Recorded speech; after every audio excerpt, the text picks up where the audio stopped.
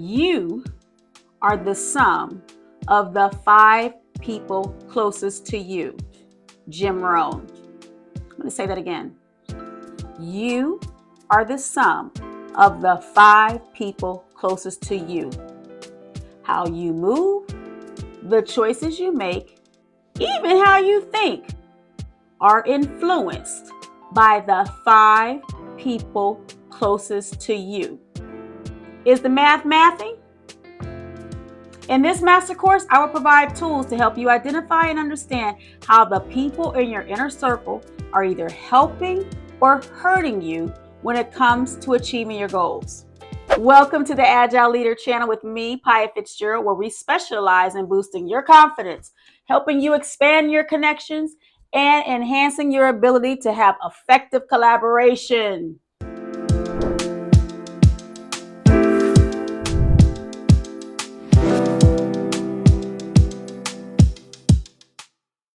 Your circle of influence includes the people you regularly interact with, whether through social media, work, organizations, family, or friends.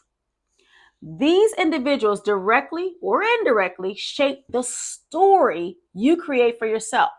Successful people are mindful of the company they keep, recognizing those who help and those who hinder their progress without passing judgment. I'm going to repeat that. They recognize who help, the people who help, and the people who hurt without passing judgments. They let people be who they want to be. But if it's not in alignment with where they're going, they take action. They understand who is life-giving and who is life-thwarting, and how each person impacts their life narrative. For this master course, to get the most out of this master course, here's what you need to do. You are going to need to watch this video several times to get the most out of the content, because you're going to have to sit with some stuff. You also need to grab a pen and paper, as this course is designed to help you elevate as you gain insight about your present circle of influence. Pause whenever you need time to reflect, but then push play and continue. This is your class that you can complete at your own pace. Just be sure to complete it. Watch the video until the end. Complete the course. By the way, there is no charge for taking this course. However, you can show your gratitude by doing 3 things: liking the video, sharing the video, and subscribing. Disclaimer: use the work from this course as an opportunity to gain clarity and explore solutions. Condemnation will not help the process. So there may be some things that come up. I want you to make sure you're intentional about seeing it for what it is and not condemning the person. By examining your circle of influence, you can identify how these relationships impact your confidence, connection, and collaboration. Understanding these dynamics helps you make conscious decisions about who you spend your time with and how to foster healthier interactions. The exercises in this course can lead to improved personal and professional growth, enhancing your overall well-being and effectiveness. Sounds good? All right, here we go. Part one. Identifying my circle.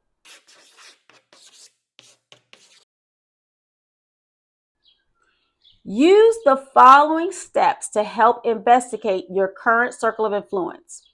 This process will help you determine who helps or who hurts your progress. Remember, friends, acquaintances, associates, and family members are all included for this activity. Again, disclaimer: this is not an activity to condemn anyone, but an opportunity to gain clarity and find solutions. This investigation begins with examining your circle of influence, okay? All right, you ready? Here we go. We're going to use Fatima. I'm going to use Fatima to help demonstrate these steps. This young lady named Fatima. So what I want you to do is I want you to take out a piece of paper, and I want you to draw a circle on the paper, in the center of the paper. Draw a circle in the center of the paper. And then I want you to write your name in the center of that circle that's in the center of your paper. For our illustration, we're going to use Fatima. She's our person who's examining her circle of influence. Next, I want you to, around the outside of the circle, list the top 5 people you are around on a regular basis. This could be someone in your house, whoever you're spending, you just find yourself spending time with, whether you want to or not. Who are these people? And I want you to write them around your name, around that circle of the paper. Fatima's top 5 people are Juan, Akira, Craig, Matilda, and Vinny. Once you've done that, next to their names, I want you to write the first word that comes to mind when you think of this person or the nature of your relationship. I don't want you to overthink this. Give it some time, but don't overthink it, okay? So Fatima, for her, Juan, she put supportive, because Juan is someone who always provides help and reassurance, which boosts her confidence. The next person, Akira, encouraging. Fatima finds Akira encouraging because Akira's positive reinforcement helps her feel more confident and willing to take on challenges. Craig, critical. Craig's feedback, although sometimes harsh, can push her to improve and refine her skills. Matilda, motivating Matilda. She put motivating. Fatima finds Matilda motivating because Matilda inspires Fatima to strive for her best, enhancing her motivation and collaboration. And then we have Vinny. Vinny, Fatima decided to put stressful because Vinny's presence might add stress, making it critical to manage her interactions so that the environment can remain positive. All right, take a look at your circle, the 5 people. Make sure you have just one word for each. And I want you to just look at that for a second.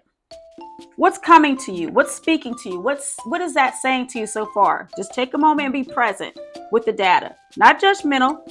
Just look at it. All right. Now from there, we're going to go on to part 2, examining the contributions. One version of an ideal balanced circle of influence will have at least one of the following traits. You may have someone you go to for wisdom. You may have someone who's that encouraging person. Maybe another person fulfills the role as the trustworthy person in your circle. Maybe you have an accountability person. And then you have the fun person. I'm not saying that all circles have to have all these things, but this is an example of an ideal balanced circle of influence. So either on the back of that paper or on another sheet of paper, I want you to create 4 columns. Make 4 columns. In the first column, I want you to write wisdom, encourages, trustworthy, accountability, and fun.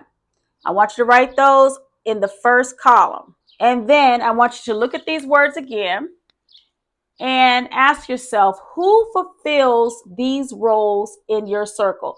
Now, what you might find is that the people that you wrote in the first activity, you may not be able to plug and play them for this particular section, and that's okay. Maybe it's someone different, or maybe it's no one at all. But I want you to take a moment and write out next to each of those traits, who is that person for you? Who fulfills these roles for you? Consider your family, your friends, work acquaintances, neighbors, whoever. Who fulfills those roles for you? After you've done that, and after you've put their names next to each of those roles, in the third column, I want you to think about your contribution to the relationship, because every relationship should be mutually rewarding. But what's your contribution? Sometimes we don't really stop to think about, well, how are we enhancing others' lives? This is good for you. Take a moment and think about that. And then after you've done that, I want you to, on the last column, I want you to rate each relationship on a scale of 1 to 3, with 1 being unsatisfying, 2 being okay, and 3 being rewarding. Again, 1, this is an unsatisfying relationship. 2, it's okay. And 3, I just absolutely value this relationship. For Fatima, for her, for wisdom, she put Sheila. Notice Sheila was not someone she listed as the people she's around typically in her circle of influence. But Sheila's the person she considers the one she can go to for wisdom. And then she also feels like in that relationship, she serves as the encouraging person for Sheila. So she gives herself a 3. This is a very gratifying, rewarding relationship. So for the relationship with Sheila, for Fatima, it's a 3. Very, very rewarding. For encourages, Fatima puts Matilda, and she says that what she gives to that relationship, what Fatima gives to that relationship with Matilda, is that she's fun. And as she evaluates the kind of relationship it is, she gives it a 2. It's okay. It's not unsatisfying, but it's not necessarily rewarding either. For whatever reason, Fatima will have to do some more exploring to find out.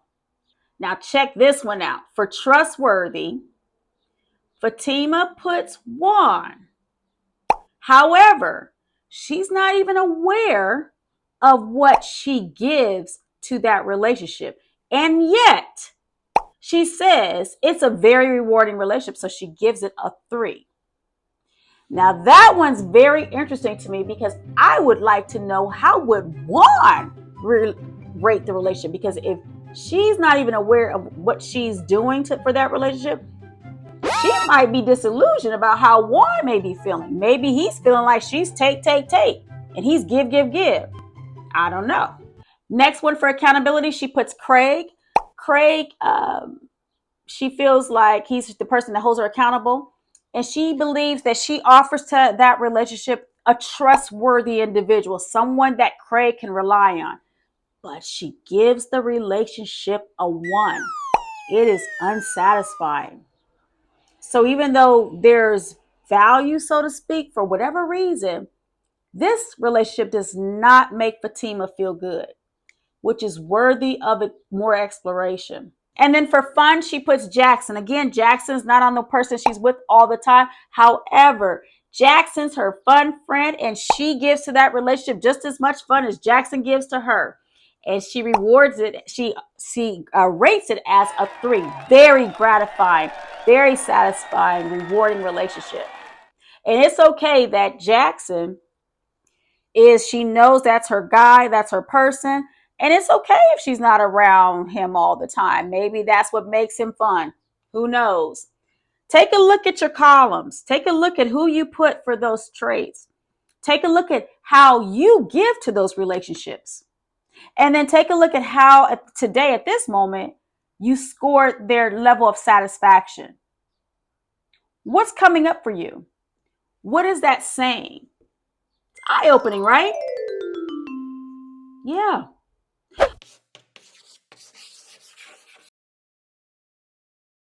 All right, so for this next section contains coaching questions to help you look closely at these relationships, to give you, take more of a deep dive, if you will, because you want to make sure your relationships are aligned to your core values for this season, to your goals, to where you're going. Because when they're out of alignment, just like a car, things just kind of keep going left to center. You don't have time for that. All right, so part 3, here we go. You may just want to write these down and take time to reflect on them at a deeper level later. So here you go. Number 1, who are the top 3 roles, friends, that you are spending most of your time with, whether it be on the phone, social media, in person? So who are you spending, those people how much time are you spending with these people? You need to look at that. It is crucial that you consider that. How do these people help you achieve your goals? Number 2, which relationships are not helping you achieve your goals?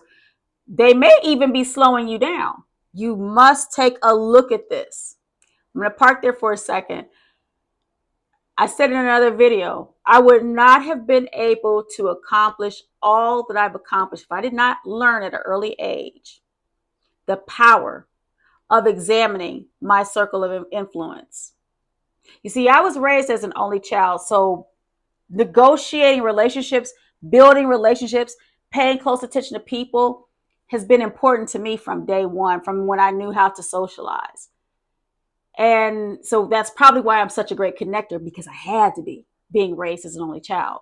However, by the time I got to my sophomore year, I had to really start looking like, oh, shoot, these people are having me, being around these people are having me compromise the essence of who I am. And I'm telling you now, if I would not have done that, I really would not be Dr. Pia Fitzgerald today. You don't get to have a child as a teenager. I'm not calling myself a teen mom. I don't put myself in that box, but you don't get a chance to call yourself you don't get a chance to have a child as a teenager and become as successful as I've been without being intentional about the company you keep, because everybody does not need to be in your circle at every season of your life. A little side note, you can pay me for that later. All right, number 3, which relationships leave you feeling depleted? What limiting beliefs keep you in this relationship? If you don't feel good when you leave someone's presence, why are you still dealing with them? There's some kind of limiting belief at play that keeps you going back to something that's not giving you any value, that's not rewarding. You don't have to deal with that.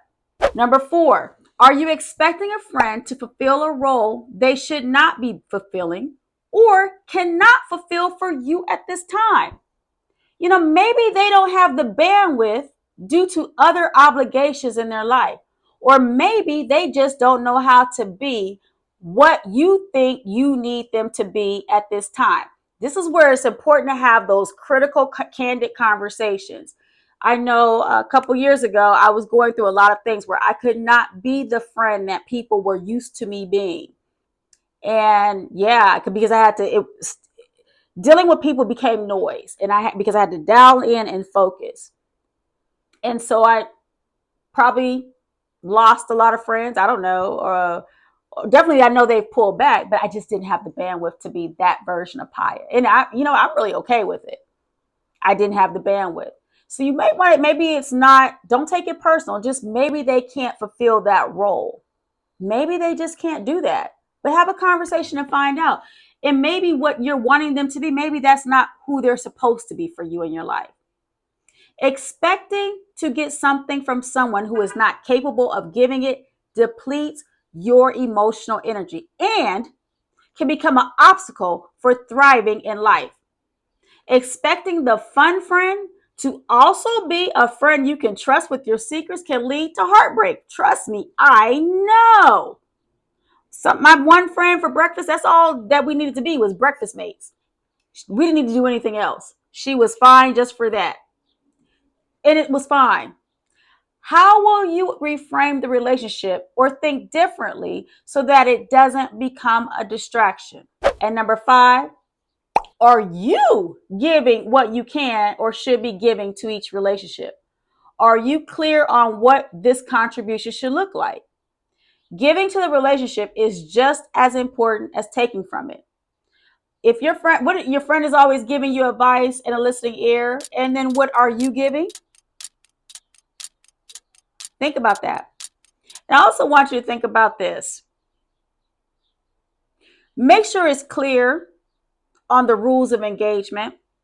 Make sure the expectations are clear, because maybe the friend didn't sign up for something, or maybe you didn't, and they're expecting something from you. Having that conversation as to understanding, okay, this is what we're about.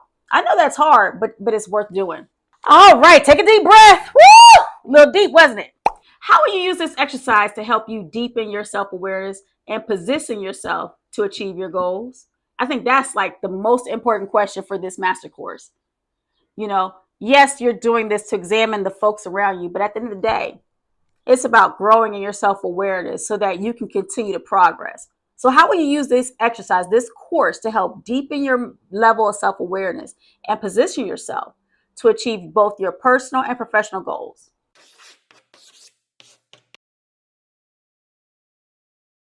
All right, here are my final thoughts. I want you to lean in. This is crucial, especially for building your confidence and even the confidence of others, for expanding your connections and enhancing your collaborative relationships. I already said it, but it's worth saying again.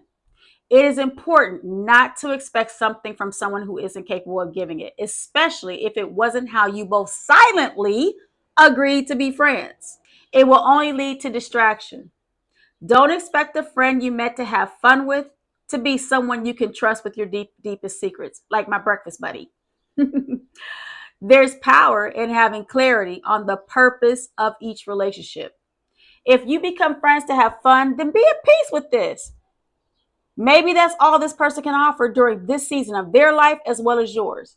Even if you can offer more, it's about bandwidth.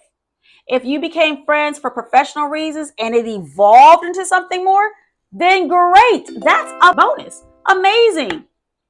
By surrounding yourself with positive, empowering individuals who align with your goals and values, you can nurture a community that makes your heart leap and inspires you to thrive. Oh my God, I need to just say that again. You want your folks in alignment so that your heart can leap. You'll be more creative, you'll be more inspired, and you will thrive. Relationships serve different purposes at different times. Some relationships are reinvented for new seasons, while others may need to come to an end. Either way, handle them with grace and peace. Thank you. You can leave that in the video too. Relationships can be tricky, making it crucial to always examine their purpose in your life. If you want to be a happy, thriving person who achieves their goals, ongoing relationship checks are a must. All right. If it's time to reinvent a relationship or end it, do so with grace and peace. Do so with grace and peace. Because remember, as Jim Rohn says, you are the sum of the five people closest to you.